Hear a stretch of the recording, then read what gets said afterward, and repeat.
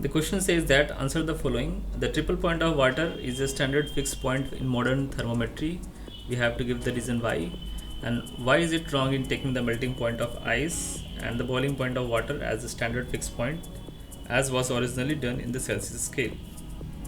Now, we know that triple point of water is the standard fixed point because it represents the thermodynamically well-defined state where water exists simultaneously in three phases: solid, liquid, and gas.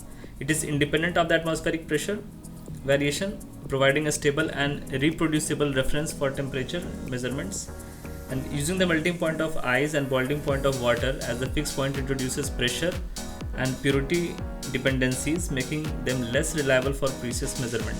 So when we use this melting point of ice or boiling point of water, then it will change given the pressure, because let us assume that you are measuring the melting point of water at the sea level and you are measuring it at a mountain peak, then it will change appreciably. So this can't be as a base of reference.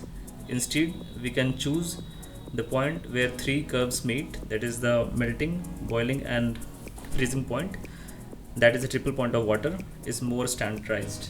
The second question is, there are two fixed points in the original Celsius scale as mentioned above, which were assigned the number 0 degree centigrade and 100 degree centigrade respectively.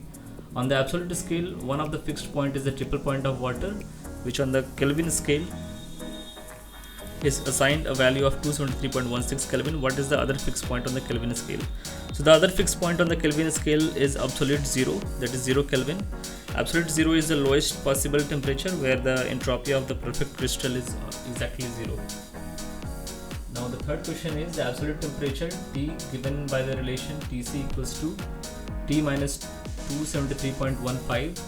Now why do we have 273.15 in this relation and not 273.16? Because the triple point of water is 0.01 degree centigrade, not 0 degree centigrade. That is why it is 273.16.